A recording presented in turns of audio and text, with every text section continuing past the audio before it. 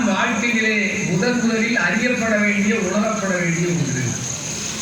நம்முடைய முதல் தொப்புள் கொடி உறவு என்பது தாய் தான். அதனால பார்த்தீங்கன்னா தமிழ்நாடு முழுவதும் தாய் தெய்வங்கள் இல்லாத ஊரே இருக்காது. எந்த குட்டி கிராமத்துக்கு போனாலும் சரி அங்க ஒரு அம்மன் கோயில். நாம் எத்தனையோ பெரிய பெரிய கோவில்கள் போய் சாமி கூட வழிபடுவோம், ஒரு அம்மன் கோவில். தாய் தான் எல்லாவற்றையும் உலகத்தையும் நமக்கு அறிமுகப்படுத்திய முதல் நிலை தெய்வம் என்பதாலே அன்னையும் பிதாவும் முன்னணி தெய்வம் சொல்லிவிட்டார். அன்பு வாழ்க்கை அங்கிருந்தா முதல்ல தொடங்கும். நமக்கு ஔவையார நல்லா தெரியும். ஔவையார பார்த்திருக்கோம். எப்படி பார்த்திருக்கோம்? திரைப்படத்தில் பார்த்திருக்கோம்.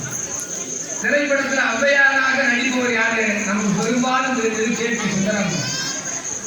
அந்த அம்மா தான் ஔவையாரா வருவாங்க. ஔவை பாட்டி தான் நம்முடைய தமிழ் பண்பாட்டையும் தமிழ் உணர்வையும் அன்புணர்வையும் முதலிலே கற்றுக் கொடுத்த ஒரு பெருமாள். ஔவையாருக்கு தமிழ்நாட்டில் எங்கேயாவது கோவில் இருக்கா? இருக்கிறது. கன்னியாகுமரி மாவட்டத்துக்கு போனீங்கன்னா ஆரல்வாய்மொழி பக்கத்திலே ஔவையாருக்கு ஒரு கோவில் இருக்கு. ஏன் ஔவையை நாம் கொண்டாடுகிறோம்னு கேட்டா, அவள் தான் ஆத்தி சூரியை அறிமுகப்படுத்தி முதல்ல பள்ளிக்கூடத்துக்கு போனோம்னா அதை தான் நம்ம படிப்போம். அந்த ஔவை பிராட்டி சொன்ன நல்ல மொழிகளுக்கு இடையிலே ஔவை எப்படி தெய்வத்தை வணங்கினா நம்ம யோசிச்சு பார்க்கணும். அவளுடைய அன்புணர்வு எப்படிப்பட்டது அப்படின்னா, பிள்ளையார போய் வணங்க போறா.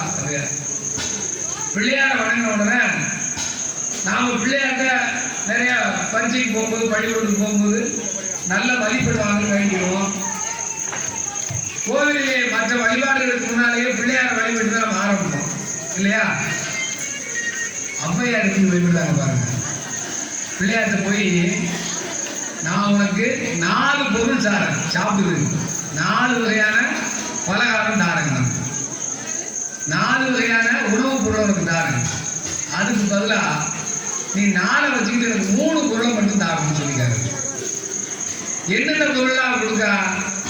பிள்ளையார் யானை வடிவத்தில் இருக்கிறார் இல்லையா? யானையினுடைய முகத்தை கொண்டவர்கள், யானை முகத்தோடு பெருத்த வயிறோடு யானை முகத்தோடு இருக்கக்கூடிய விநாயகர் போய் நம்ம ஔவையார் பாட்டி கேட்கா, 4 பொருள் என்னெல்லாம் கொடுக்கணும்னு சொல்லாதீமா?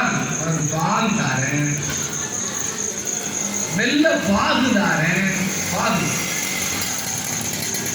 பாலும் நம்ம பாலும் தேனும் பாகும் பருப்பும் 4 பொருள். பால், தேன், பாகு, பருப்பு, இந்த 4ஐயும் தாரேன்.